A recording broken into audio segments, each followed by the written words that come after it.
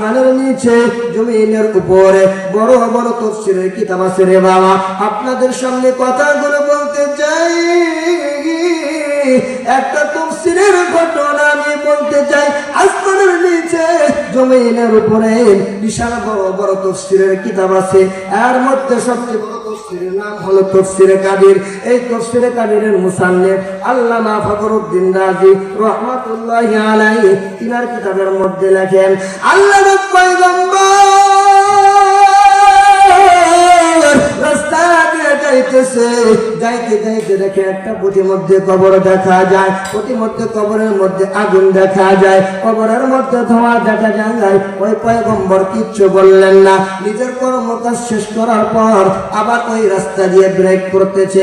আমার ভাই রে, আমার বন্ধু রে, পয়গম্বর কোনো কিচ্ছু বললেন না, রাস্তা দিয়ে যাইতেছে, কবরের মধ্যে একটি আগুন দেখা যাচ্ছে। হে বাবা, বানাতক কোনো কথা বলতেছি না রে বাবা।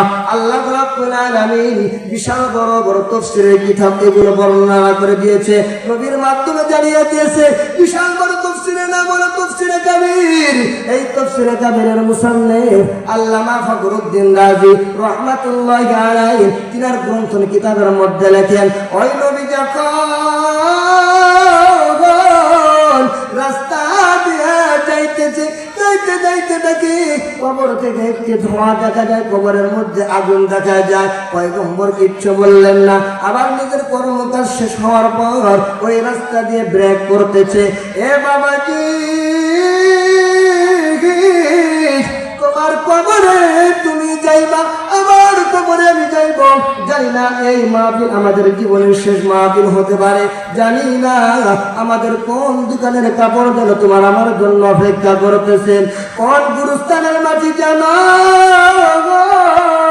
তোমার আমার জন্য বাইনা হয়ে আছে, কোন মসজিদের কাছে জানো তোমার আমার জন্য অপেক্ষা করতেছে।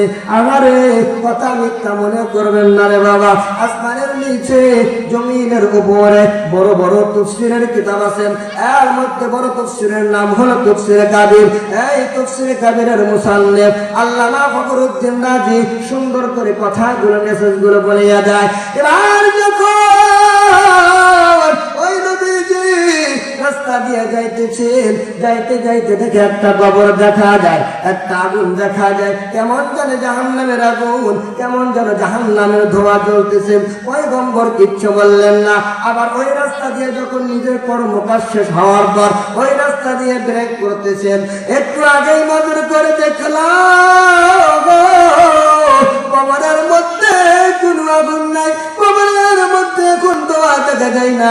একটু আগে কবর ছিল, একটু পরে কিন্তু কবরে আগুন নিভে গিয়েছে।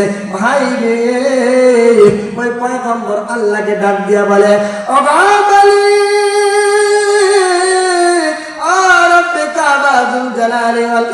আল্লাহ গো, আপনার কুদরত কেউ বুঝতে পারবে না রে আল্লাহ।